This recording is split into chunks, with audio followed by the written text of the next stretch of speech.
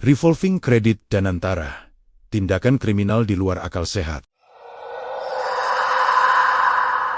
Pernahkah kalian membayangkan apa yang terjadi ketika sebuah lembaga negara yang mengelola aset triliunan dolar beroperasi di balik tirai tanpa pengawasan publik? Inilah kisah Danantara, sebuah nama yang mungkin terdengar asing, namun menyimpan potensi risiko finansial yang luar biasa besar bagi kita semua. Cerita ini dimulai pada pertengahan 2025, ketika Danantara secara diam-diam mengajukan proposal pinjaman senilai 10 miliar dolar Amerika kepada belasan bank internasional, sebuah langkah raksasa yang dilakukan tanpa penjelasan memadai kepada publik. Mengapa lembaga yang dipercaya mengelola aset negara senilai lebih dari 1 triliun dolar ini justru memilih jalur pembiayaan yang penuh risiko dan melakukannya dalam kegelapan? Sejak awal, Danantara didesain dengan kelemahan fatal. BPK dan KPK tidak dapat melakukan audit rutin secara langsung. Meskipun mandatnya adalah memperkuat ketahanan ekonomi nasional, struktur kelembagaannya tidak dilengkapi standar transparansi dan pengawasan yang sepadan dengan kekuasaan finansial yang dipegangnya. Ketika sebuah lembaga publik punya wewenang seluas ini tanpa sistem kontrol yang kuat, risiko penyimpangan menjadi tak terhindarkan. Kecurigaan semakin dalam ketika kita melihat siapa yang ditempatkan di pucuk pimpinan Danantara dan kemana aliran dananya diarahkan. Figur-figur yang memiliki kedekatan dengan pusat kekuasaan, serta penyaluran dana ke proyek-proyek yang terhubung dengan kelompok oligarki tertentu, mengindikasikan adanya persimpangan antara agenda pembangunan nasional dan agenda gelap kekuatan politik. Tata kelola yang tertutup, model pembiayaan berisiko tinggi, dan potensi konflik kepentingan menjadikan Danantara bukan sekadar masalah teknis finansial, melainkan tantangan serius bagi integritas tata kelola negara kita. Risiko kedua yang tak kalah mengerikan adalah tata kelola yang lumpuh.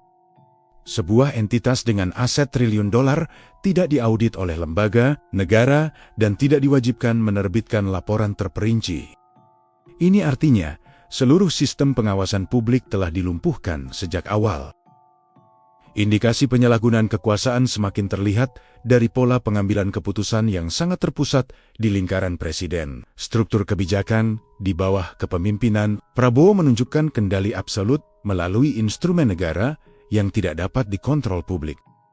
Peluncuran Danantara dengan kekebalan hukum, pengecualian audit, dan kewenangan superluas menimbulkan pertanyaan besar. Apakah desain ini sengaja dibuat untuk memperkuat ruang manuver politik ekonomi penguasa? Lebih jauh lagi, alokasi dana publik ke proyek privat atau proyek yang terafiliasi dengan konglomerat tertentu memperkuat dugaan bahwa kebijakan ini hanya menguntungkan segelintir aktor. Ketika sebuah sovereign wealth fund menyalurkan dana besar ke perusahaan yang sudah punya hubungan erat dengan kekuasaan, risiko terjadinya oligarki capture atau pembajakan negara oligarki meningkat drastis. Ini adalah sinyal kuat bahwa kekuasaan sedang digunakan untuk mengumpulkan modal politik melalui jalur ekonomi. Ketika kebijakan berdampak masif bagi keuangan negara, tetapi tidak bisa diuji oleh publik, artinya kekuasaan telah ditempatkan di atas akuntabilitas. Inilah titik kritis di mana penyalahgunaan wewenang bisa terjadi. Lalu, apa dampaknya bagi kita, rakyat biasa? Coba bayangkan. Negara terus-menerus meminjam dalam jumlah fantastis dan harus membayar bunganya setiap tahun. Uang untuk membayar bunga itu diambil dari mana? Dari keuntungan BUMN? Dan pada akhirnya, dari kantong kita semua. Ketika beban itu semakin berat, kita mulai merasakan efeknya dalam kehidupan sehari-hari. Tarif listrik naik, harga BBM meroket, tiket pesawat menjadi barang mewah, dan kualitas layanan publik semakin menurun. Ini seperti lingkaran setan yang tidak ada habisnya. Pemerintah butuh uang untuk bayar utang, lalu menekan BUMN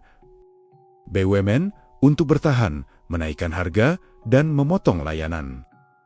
Dan pada akhirnya, kitalah yang harus menanggung semua beban itu. Jika ini terus dibiarkan, hidup akan terasa semakin sulit. Oleh karena itu, narasi publik tentang Danantara tidak boleh dibiarkan dikendalikan oleh jargon optimisme atau klaim keberhasilan sepihak. Kita harus membangun kesadaran kolektif bahwa aset negara bukanlah alat permainan para elit. Kita semua berhak tahu kemana uang negara mengalir, siapa yang membuat keputusan atas nama kita, dan apa dampaknya bagi kehidupan kita sehari-hari. Ketika suara publik semakin lantang menuntut transparansi dan akuntabilitas, ruang untuk praktik tertutup dan kebijakan berisiko tinggi seperti ini akan semakin sempit. Inilah saatnya kita membangun kesadaran bersama bahwa kedaulatan ekonomi bukan hanya soal angka-angka besar di atas kertas, tetapi soal menjaga masa depan kita agar tidak digadaikan oleh keputusan yang dibuat dalam kegelapan. Terima kasih sudah menonton. Jangan lupa bagikan video ini agar semakin banyak yang sadar. Sampai jumpa di video berikutnya.